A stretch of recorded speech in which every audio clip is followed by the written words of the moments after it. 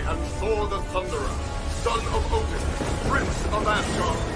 But today, above all things, I am an Avenger, and this world is under my protection. Reed, look, it's Thor! Stay thy hand, villain. I command thee, halt.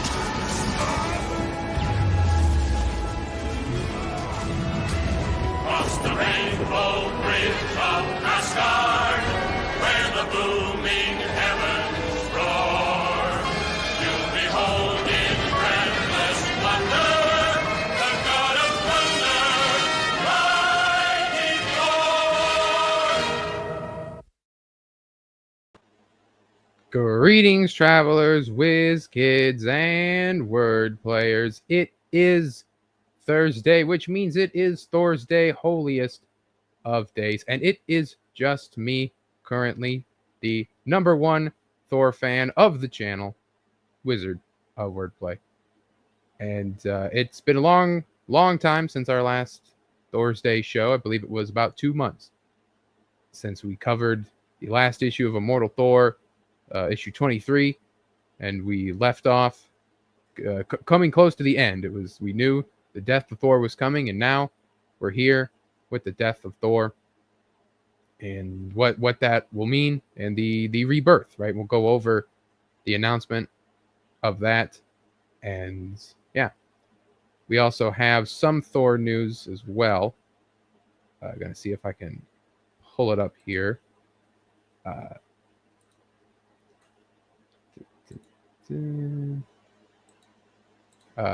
Chris Hemsworth had been doing some stuff talking about he posted this video about his legacy with Thor,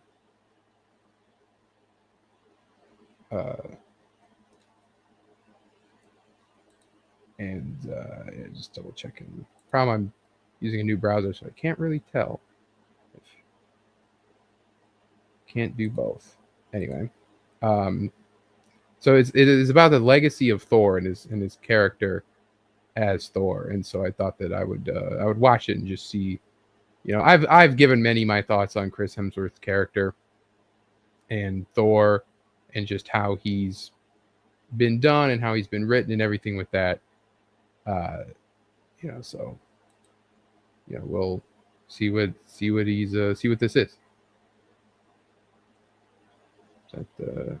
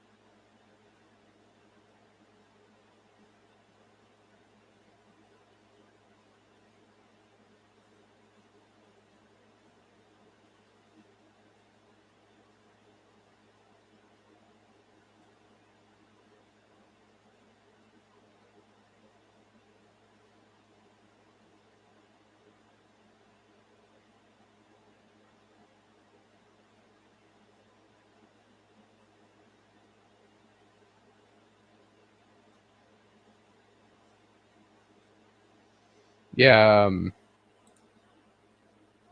Oh, no sound. Oh, I sorry. I forgot that when I had shared. So like I said, I'm using Mozilla Firefox, and they are weird about like. I don't know how the sound. I don't know. I didn't want to like use Mozilla. I wanted to use Google Chrome, and I don't know why there is no sound for it. I mean, it's mainly just like them talking about the Thor character and stuff. Weird. I don't know why there is no sound with the sharing. And the other problem is I have to only watch it on the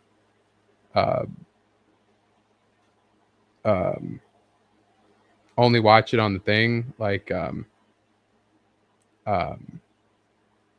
only have to watch it through the Mozilla like fucking window. I can't watch it on like a Chrome tab.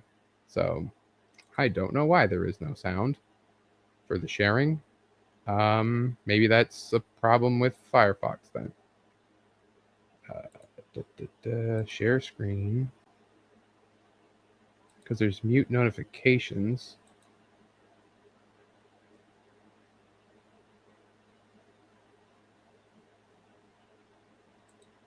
Like,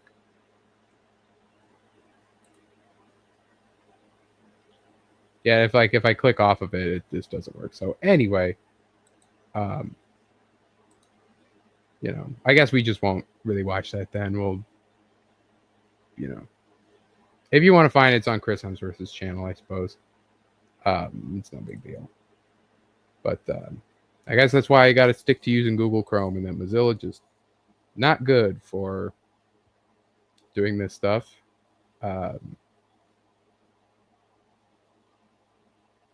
The problem is I'm using, when the website that I used to read the Thor comics needs ad blocker to work, and ad blocker no longer works on Google Chrome. So it's like I have to use Mozilla for this, and so I was like, well, I'll just do all that too. But it's no big deal.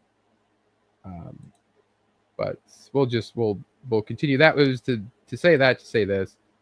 The people basically thought with that video and the mess and like the overall sentiment that Chris had about Thor, it was like he's basically like saying that he's done with the character, and so everyone's like, oh no, like what does this mean, right? Is he I'll find the tab and share it. Yeah. You know, is he done with the character? And then it's like, no, he's not done with the character. You know, he's just can't pull up anything apparently. God,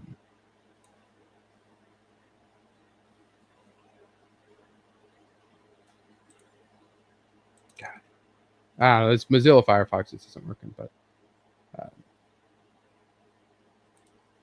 anyway, basically he was just saying that it's like he's not done. He's enjoyed the journey. Playing Thor has been one of the greatest honors of my life. The last 15 years, I've held Mjolnir and then Stormbreaker as the God of Thunder. But what made it truly special was sharing it with all of you. Your passion, your cheers, and your love for this character have meant everything to me. Thank you for making my journey through the Marvel Cinematic Universe unforgettable. Next up is Doomsday. But then he said that it got misinterpreted and that he's not actually quitting playing Thor. So, you know, so we're not, you know, so he's not done. And then there's news coming out as well that he'll be a second lead in Avengers Doomsday and have a bigger role, and that they're also developing a show called Thor Quest.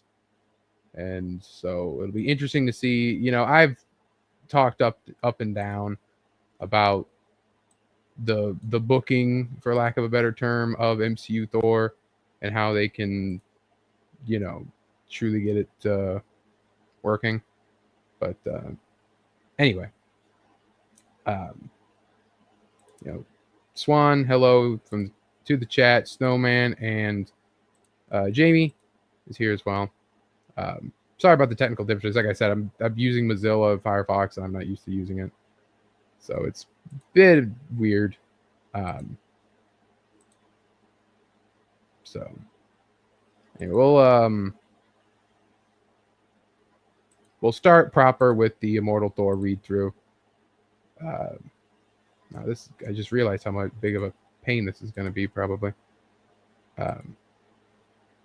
because I'm not going to be able to see the chat. I have to do this. There we go. So of course, you know, where we left off in the previous issue, where we left off in the previous issue was the death of the king, like the god of kings himself, like the god of the like idea of royalty itself is where we left off, and how he was they proved that all kings are cowards, and then Thor killed him or whatever. So that's where we left off, and then so that led into this issue here, 24, the penultimate issue. Death stands above me, whispering low. I know not what into my ear. Of his strange language, all I know is there is not a word of fear. And we wake up again in the center of this endless city, and with this death of this oldest god in the center, and and Hermod and Thor and Scourge are having to get out, and then we see the thing that killed that King of Gods was Loki's weird arrow, and then they he's like, follow the arrow, and they get their way out of the city, but they're still being watched by Utgard Loki, and even does his fourth wall break again, holding the panel, and he talks about how he freezes them in a moment in time here, and how it's like they could stay here as long as the story allows, and then, he lets the story play out, and they go, we got to close the gate because we don't want the Utgard gods getting into our land, and so we gotta close the gate, and they're like, there's still the trial. There's still the trial to do. Thought Jesker and Cynic were coming. No, they're on Fusebox's channel, Snowman. They're on Fusebox's channel right now. So just me. Right now, just me. Then and then there's always like you can't seal the gate if there is no gate. And he blows up the gate. And then but then there's like, there is no gate, and they're like, oh no, what are we gonna do? And then they're like, Thor's like, cross the Black Bridge, Hermod, carry Heimdall to safety. The creatures of Utgard will follow us even to the Golden Realm, Thor. There is no safety. There is no gate. Not so, brother, for I am the gate. As Thor stands, he's ready to go. He's got his hammer, he's got his axe, and then the thunder's going, and then they run away, but then Scourge is like, I gotta see you through to the end, right? And Loki disappears, and Thor realizes like, this is where it happens, right? It's part of the thing. And so Scourge is like, I'm willing to die for you right here, brother. And then he's like, no, you gotta go. And then so it's Thor on his own here on the Black Gate, as stands Medjed, the Unseen One, I believe he's called. He's like a weird like eldritch kind of creature god thing, and so he's like literally like invisible, like he's there in a second, then he's gone, and then boom, he sucker punches him. With Snowman, this kind of reminds me of the Frank Miller the Dark Knight Returns punch, the Batman Superman punch. Then Sif sees this, they're all seeing eyes, and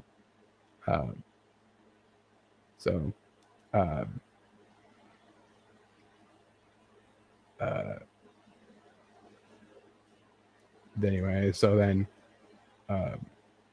it's definitely homage to that punch. Yeah, I definitely think so.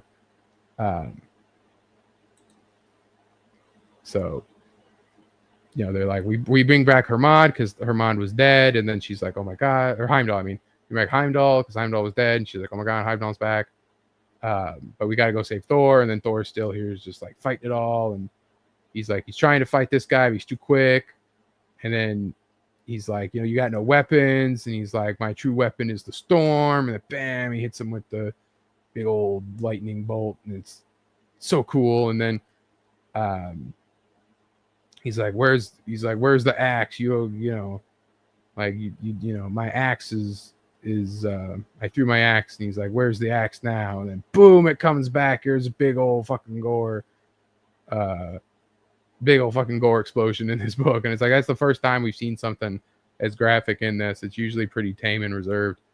And so we get to kill that was the complaint, where it's just like he just kind of like killed this like last of the Medjed guy. Like he just kind of killed him. Like you didn't get any build up to him. He's just there in this one thing and then gone the next. So it's like, oh, okay, that's a little, you know, this art's okay. Yeah, the art's pretty good. It has its moments. A lot of times it's mainly just the faces. It's possible the colorist doesn't do it as justice, you know, but I'm not sure. You know, it's hard to say. But yikes, says Swan. Like, yeah, the big old gore explosion.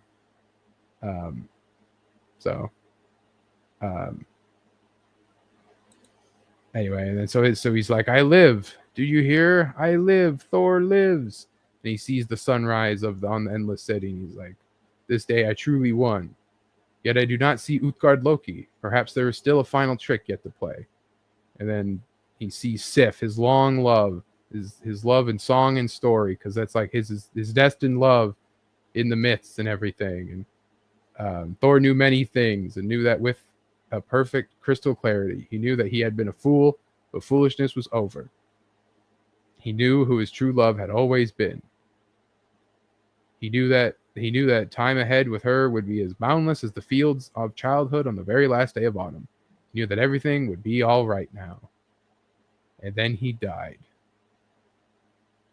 And Loki, using this arrow that killed the gods of gods, right? This like true death for gods arrow thing, stabs Thor in the back. Like I always said, I wanted a villain Loki. Like I always said, like you gotta make Loki a villain, and you gotta do something like that, because Loki is just this like twink god of stories, just don't work. And so it was like he's got to make him a Loki. But I did know I wished on the monkey's paw, and so villain Loki kills Thor. You know, he kills Thor, and you know, and that was stabbed him in the back. This man Thor loved this man like a brother. He stabbed him in the back. He's a traitor. And he stabbed him in the back. And then that's literally the end of issue 25. And that's where we were left off. I remember when this came out, it was just like, that's just what happened. I was like, I made a tweet about it. I was just like, he's dead. You know, it's over. And then, yeah, so it was like they killed him. We got this true death end to Thor. I mean, we knew it was coming. We knew he was going to get, you know, his death. And then they gave us the preview to the next issue, the final issue. At the end of his tale, Thor strode into Vidblain, third land of the dead, whence nothing could return. And there, beyond all battles, beyond all cares, he stood and fought for justice one last time, against the great serpent who wore his own face and held his own hammer. This was the story of the Immortal Thor and deciding on his fate. And then, and then this, of course, the Alex Ross cover is great. You know, this like everyone looking up at Thor. You know, the spirit of Thor. You know, and then we move into issue 25, the final issue of Immortal Thor. And, you know, even an immortal can die. You know, that's what they kept hyping this up for. And, you know, the quote we get with this, knowest thou how to pray? Knowest thou how to offer? And Thor wakes up. This is where we get like the kind of art being like, it's passable. But like I said, that's why I was saying I think the colorist is what depends on. But like the axe head's too small. You know, like I could almost like I would almost have to like go through and really just kind of like pick at the art. But that's not what we're here for. But you know, they said like he slain in his moment of triumph by base trickery and foul deceit.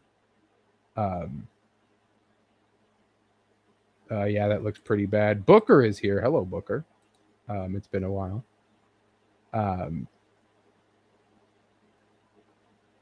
Anyway, so it's, you know, and he was murdered, he was sacrificed. Then we see Loki again. I'm sorry, Thor, I'm so sorry, which is a callback to the very first issue, is what the Loki's narrative box said.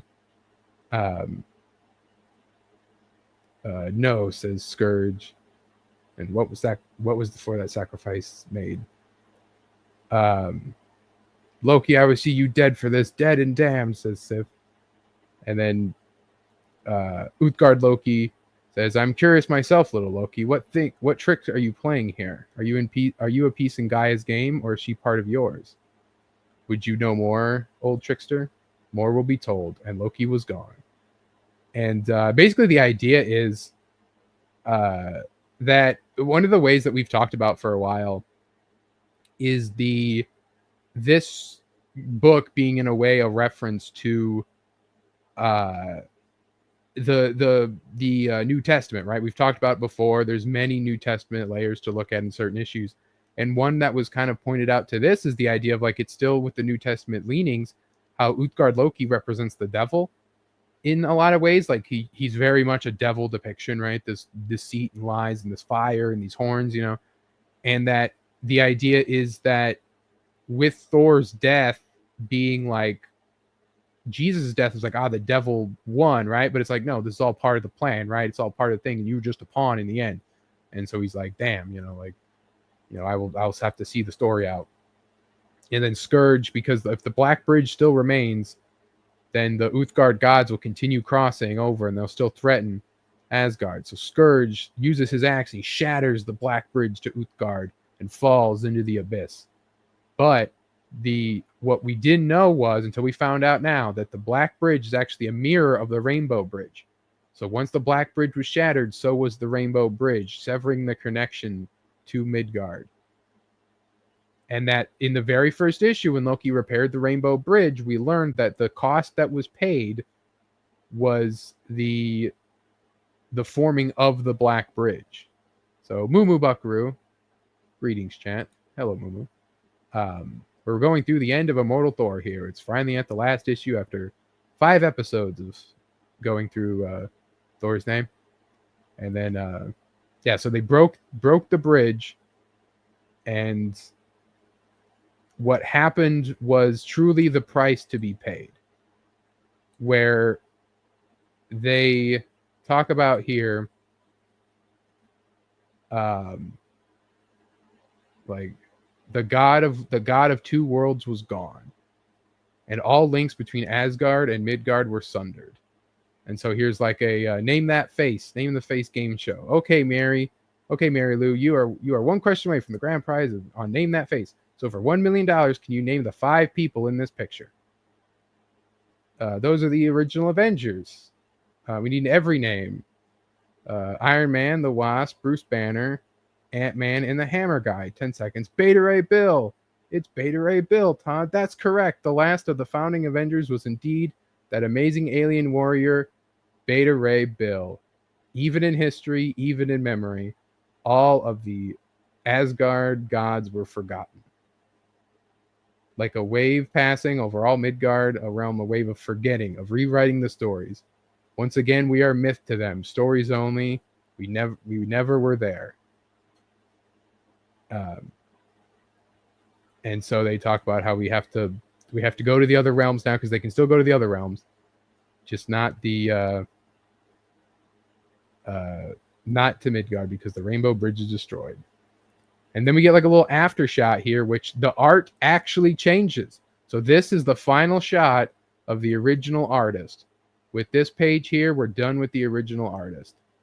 And so before we move on to the rest of the story, we'll talk about this whole idea of like the characters being replaced, right? Like the characters are gone. The time has been rewritten, like memory has been changed. Like the idea of like we have Beta Ray Bill as one of the founding members of the Avengers, but like what will that mean for everything else? Because we still have these tie-in comics, we still have all this other stuff. It's like, what are these events and stuff?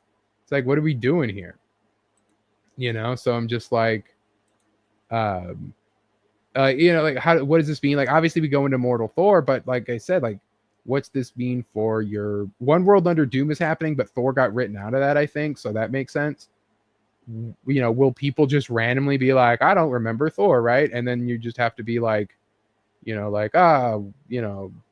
whatever, like, you go read Immortal Thor, right? Like, I don't know what that'll mean for everything else, but and then we, like I said, we get the last of this artist that was been controversial here on the channel. We've talked about it every single time we go through it, to nitpick everything, the weird not details, the over details, the weird square faces for everyone, like the the weird heads, the small hands, everything else. And we get this new artist here, so we'll go through here. So, and it says, and so Thor entered into death. Then we get this, story here, Twilight Kingdom. So we get this new artist here, and they said Loki told the truth then, looked in my eyes across a flame of great magic, and swore they would kill me, and here I am dead. And not for me, Valhalla, where my father now resides, nor Andlang, spirit realm of great-grandfather Buri, nor is this even cheerless hell, for all the times Hela swore I would end my days there. I stand for a third time in the third heaven, Vidblane, land of lost souls. And then, we have these demons of Vidblane, but they don't attack him this time like the other times he's been here, because now he belongs here. He deserves to be here. That's basically what he's saying. He feels the rain fall on him, but he says it's rain without a soul, right? Like, because this isn't a storm he can control. It's weak, it's formless, and then he calls upon knowledge. He's like, tell me what my purpose, what was the death for? What was purpose for life? The All-Father would know. And then he goes, the All-Father is dead, and pomp and pride died with him. I would know. And then, would you know more? And then we see the three who sit above. And so there's actually like some Norse myth with these guys where they're literally just three people that show up to like explain something in one of the myths. And it's literally like, what are these people? What are they even doing? Like, this is never explained. And so Al Ewing was like, yeah, I'll write in a thing for them. And it's literally like their names are the same. How it's like, Har sits on the high throne. He's of the third land, and he speaks high truth. And you, Thor, are who bows at last to what must be. Yafinhar, am I equal to my brothers? I sit on the higher throne and speak higher truths yet. And you are Thor, whose thread is cut, whose final end faced. Third am I, third of the brothers. I sit on the highest throne and speak the highest truths of all. And you are Thor, who seek answers, as his father did before him in the long ago. If you would know more, more will be told. And so he asks, what know you of my father? First, I know that King Odin died, and in Valhalla, King Odin must remain. Second, I know that Odin one eye is greater than a king. Third, I know that a seeker of knowledge will always seek it more. I like that answer. What of my son Magni? What fate awaits him, right? So we had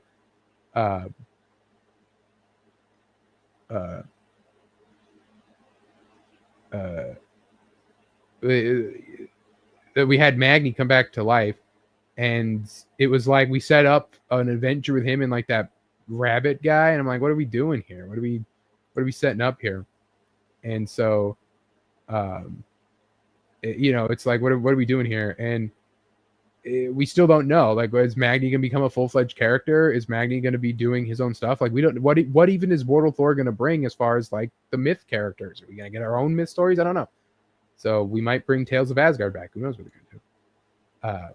So what fate awaits Magni? He goes, fourth, I know that two paths diverge, one long, one tragic short. Fifth, I know to be aware of ambition in two forms. Sixth, I know that where I see a throne, I see a grave. And Thor goes, I like that answer not. And what is my fate now, third of three? What is my path here at the end of all tales? Seventh, I know that you walk the path of sacrifice as Odin did before. Eighth, I know that you sacrifice yourself to yourself as Odin did before. And ninth, I know that you must walk where Odin could not before, on a path not yet taken. So we get this, and you will not walk it alone. Who sits in thy shadow, Thor? Donald Blake. And so we get this, still this setup. A Tory fan is also here. I learned Magneto and Thor had several battles against each other. Sounds like some good reading. Yeah, I think they tried to do stuff where it's like Magneto can move the hammer because it's metal, and then Thor's like, no, you can't, Magneto, because it's like not a metal you can control or something. And it's a whole thing. And so then Donald Blake shows up because this was like the soul of Donald Blake, because the Donald Blake lore is weird. The Donald Blake lore is weird because it's like, oh, it's the the soul that like they created a person for Thor to learn humility, and so he like has his own character. Like I haven't even really been following it. And so they basically go through the whole thing of like how Loki basically had to play out his part as god of stories, so they needed a god of lies, and so that's what Donald Blake became. Like Loki basically tortured this false person that Odin made to teach humility to Thor and made him the god of lies. So they then they basically go through of like, what am I, gonna do now? And so then Donald Blake pulls out the, like, I think it's called Helmir or something. It's like this evil hammer, and starts beating Thor's ass with it. Yeah, Helmir, the devil's hammer forged from promethium and hate, and through my power made a true reflection of Mjolnir, twinned with it through time and space, a dark opposite with its own dark lightning. This storm isn't your servant or your friend. Does it hurt? Does it feel like poison in your veins? Good, it should. I am God of lies, brother. And your pain is the biggest lie there ever was. What could a god ever know of pain? Is like madness. Madness is thinking you can learn humility from a distance. Believe you can learn humility while taking little breaks for godhood. Imagining that you can die suddenly, inevitably, in pain, in love, in the middle of things. Die as humans must die, and still be here. Like Thor died, but yet he can still go somewhere. Basically, it's like, and it's a lie. It's a mockery.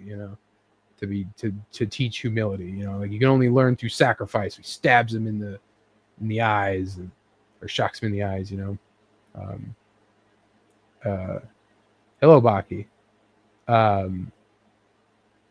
Do you know where I am now? Perhaps I'll tell you as you bleed. A final piece of wisdom for you to carry in oblivion. There is no wisdom on this road, for it's a road I already taken. I gave my eyes once for wisdom, Blake. I tore them from my head, hurled them into Mimir's well, and died on the world tree. Thus I learned the runes. Thus I learned the power of the magic of my birthright. He's talking about the Rune King Thor. Of course, we've talked about Rune King Thor in the past when we were going over whether or not Thor could beat Superman or Goku or whatever.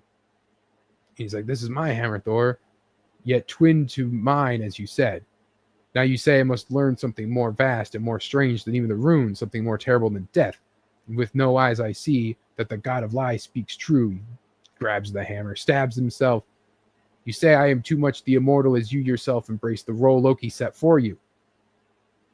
As I now see the spell Loki wove around me, for if we are both gods and neither mortal, then between the two of us, no, there is a human soul that goes spare, a human life. Yet there be a new sacrifice then, a sacrifice of all power and pride of myself to myself, a sacrifice beyond mere death. Let the winter of gods come, and let it come now. He slams his hammer down just like he used to back in the old comics to turn back into Donald Blake. And then the piece of Donald Blake's, the piece of the human soul that they both shared is torn from Donald Blake, and he turns into the serpent monster that Donald Blake has basically been. There was no God left to answer him, and though he gazed in the end of eternity, there was no star to guide him, no bird to show him a sign. Not by stillness and silence, Thor was gone. And so, as we see here, the hammer is turned back into the cane. Once again, a reference to the original run. Thor was gone, and he's like an ashen statue.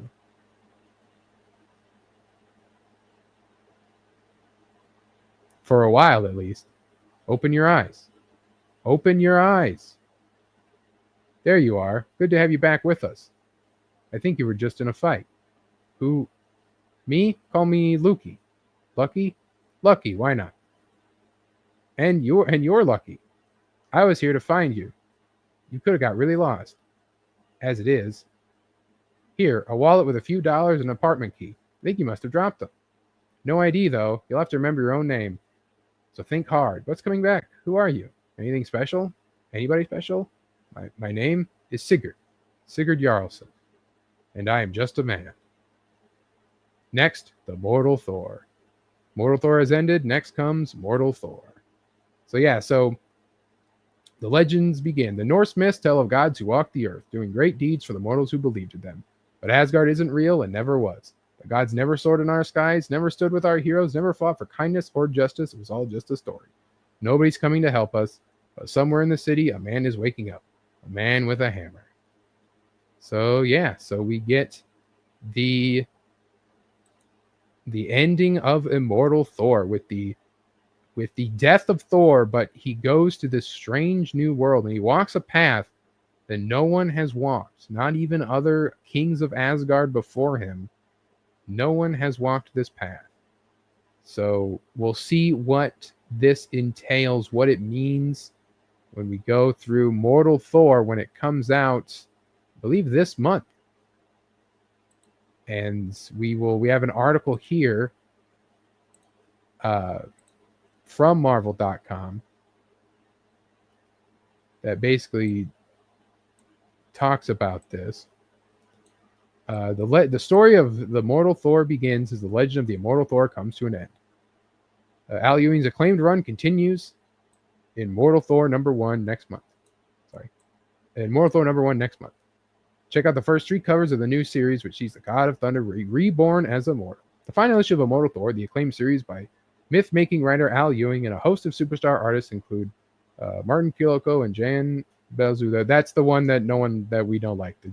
That's Jan. Jan's not good.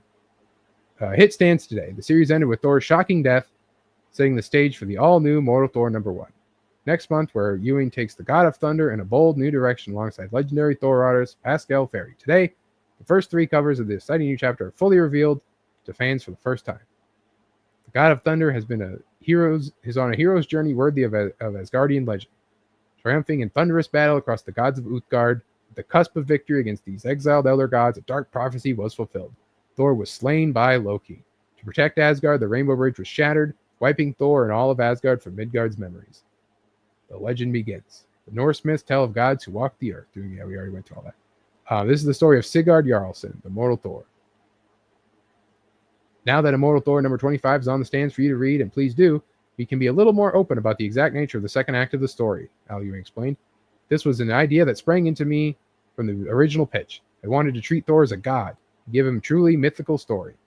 But as well as the son of Odin, he's the son of Gaia, so we found ourselves in winter. Thor is dead, and Sigurd Jarlsson walks the earth. Without power, without fame, without memory, and yet the fate of Asgard and Midgard rests on this mortal man making the journey to return the magic of the gods to the earth. And to get there, to even learn the nature of the quest, he's going to have to fight. So, because we did get some setup here with Gaia and Roxxon, and the Gaia story doesn't really go anywhere. Like, it kind of just drops off when the Utgard stuff, like, it kind of is like, oh, like, she opened up the gate to Utgard, and they're going with, like, this global warming kind of story, where it's like, oh, Gaia's mad because the Earth people are doing global warming, and then Dario Agger dies, and he comes back to life, and then he's not in anything. So I definitely feel like we're going to get more of Dario Agger, more of Gaia, stuff like that. We also had, I think it's on this website, the alternate covers. So here's the one cover, Alex Ross with the Sigurd walking amongst the world, which I'm glad the original, when we first saw this, Sigurd was cut out of the thing. And so it was like, I thought it was like, is Thor going to possess random people? That's going to be the plot. I'm like, that's kind of cool. Like, you could kind of like tell Jesus allegory with that. But like, I was like, what is this? Then we have this one. So it's a simple one, just a Thor with lightning, but it's a normal sledgehammer, bloodied. He's hit a guy with it. We have this one. And then we have this one, which is more your action cover, which is him fighting. I can't remember what they're like, Serpent Men. They're not the Serpent Society, but they're like an old Marvel like cult or something. There's something like that. I've never seen a thing about them, but yeah. So he's just a construction man.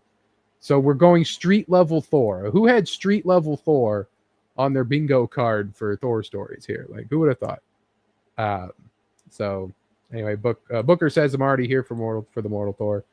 We will be covering Mortal Thor as it develops. We'll do occasional Thorsdays to go over a couple issues at a time, like we were doing. Trying to keep up with the new art. The new artist will really help, like having the new artist tell the stories. I believe it's not the one from the story we just read where he was in Veedblane. I think it's the one at the end.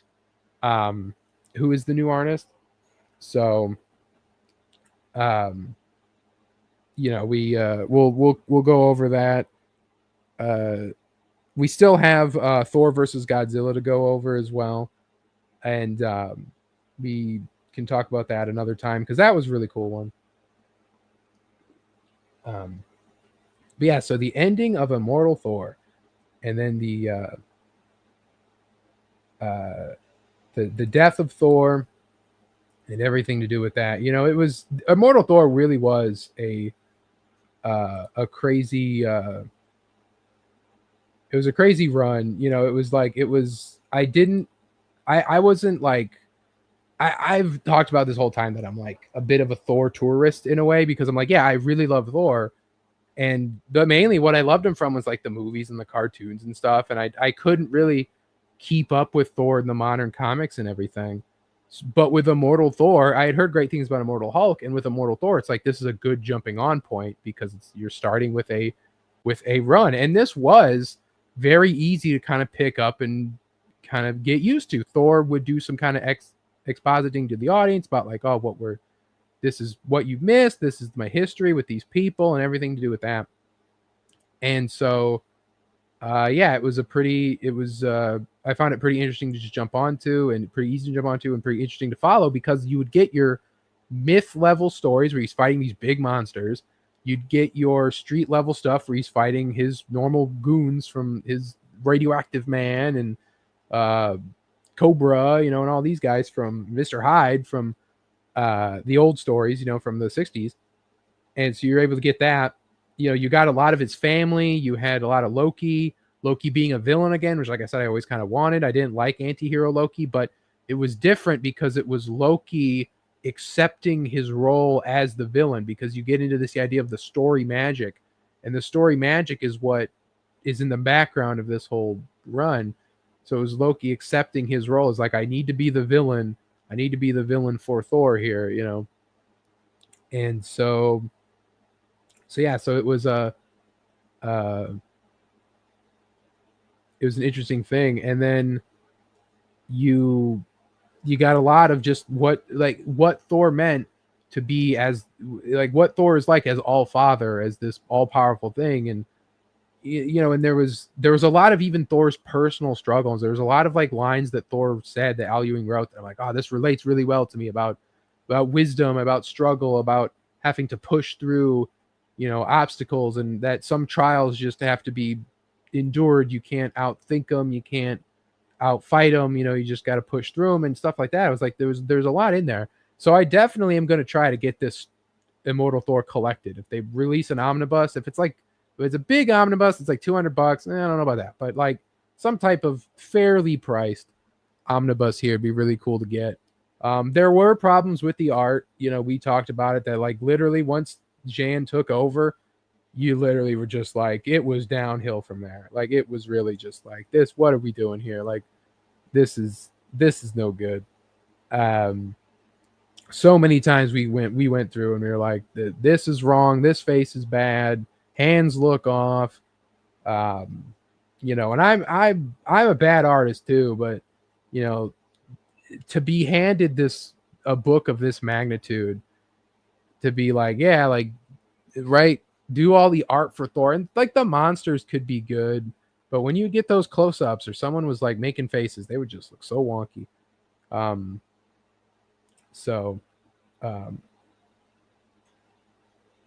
You know, so it was pretty good. You know, it's like, and I really got to go back through the other runs and other collected issues and stuff like that. Like Gore the God Butcher, you know, always gets praised. So there's that. Swan asked who passed on XP. Let me look at the top fans right now. Baki is currently number 1, and Summer Swan number 2. Moo, which is still funny. Like if there's any ever like doubt, Moo still listed as J Sonic in his ad. So anyway, no, so you know, it was fun going through these books every month or every, you know, whenever we did it, you know, be able to just read through them and kind of give my thoughts on like, here's some context based on the old stories. Here's some context based on the myth. There's a lot of the new stuff that made it difficult. Like a lot of like Donald Blake's whole story, I just don't know. Because it's like they stopped using him for a while. It was like, yeah, once he just became Thor full time, you know, it's like, yeah, whatever. but the other person that he would become was Sigurd Jarlsson. So we're getting the return of that, where it's like, okay, now we have Sigurd Jarlsson back, and we're going to see what that means for Thor going forward, and what. And obviously, Loki kind of has this role he's playing, and so we'll see where we'll go with that. And we've talked about before. There was a tweet, or there was a comic that had the like the setup for like future issues, and it was like, oh, we're it's like, who is the man with the hammer, right? Was one of them. And I was like, and at the time we didn't know what that was, but then once Immortal Thor was teased, it was like, oh, that's what we're getting. We're getting like a mysterious man that no one's gonna know what's going on with this or whatever. And so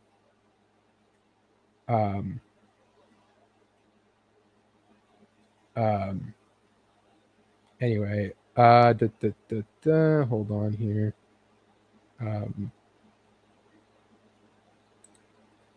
Yeah, so and so we're getting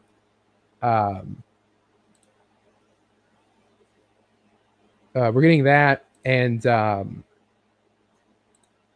and so the Mortal Thor, and like what we're gonna get, and like I said, we're gonna get Dario, we're gonna get Roxxon. I hope we see more of his actual like myth people, which I think we will. I think we might get Tales of Asgard brought back. I don't know how long we're gonna last, because the other thing that they set up was they have Utgard Rising as a thing, and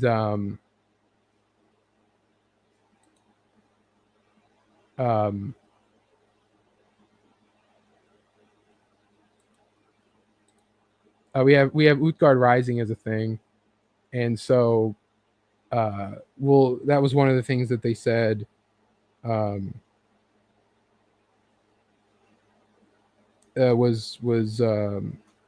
was coming, was Utgard Rising. So it's like the Utgard Bridge will return, and then we might see more of the other characters fighting with these Utgard gods or something. I'm not sure, but I don't know what we're gonna get set up with that. Sorry, I'm doing stuff, but what we're gonna set up with that, if we're gonna get more Utgard stuff and everything, but so anyway, and then the other thing, the last thing was, who would trade away immortality? It was also on that list. So if we might get something where like Thor is offered to trade away his immortality, and he chooses to, do it. He might become the Mortal Thor full time. Who knows what they're going to do?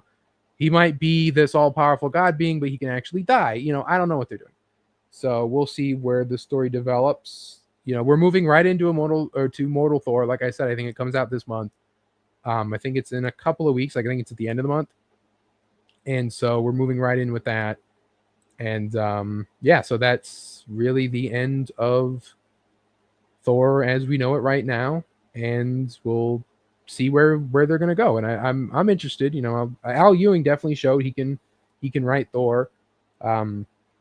There's a couple of times throughout the run where you're just like confused, like what's going on here. He's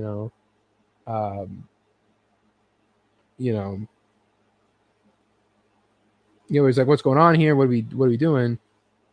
But so I don't know.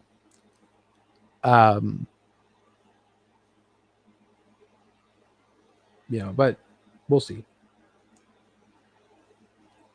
We could we'll do Godzilla versus Thor another time. And talk about that another time. So that, I think, will conclude this stream this Thorsday for this week. Thank you everyone for stopping by the chat. We will be back on Wednesday for WoW Wednesday again. I'm thinking what we'll do for that is there's a couple superhero game news. We'll go over Tokon Fighting Souls, and we'll go over Cosmic Invasion, the two new Marvel games coming out. Might talk rival stuff, but that'll be around. Like I haven't been streaming it, but there have been stuff added, but we might go over that. But there's also some maybe DC game news, but we'll see about that. So we might just do like a superhero gaming WoW Wednesday. No Thorsday next week, as we could talk about Thor vs. Godzilla, but that'd be it. Not much going on right now. So yeah, nice little short stream. And yeah, thank you everyone for stopping by from the chat for this stream here. Nice little solo stream. The others don't want to come worship Thor no more. It's all right. I'll still be here. You gotta do it. So yeah, thanks for everyone for coming. After stream, I'm gonna go to bed, Swan. Thanks everyone for coming, and I'm going to play the outro.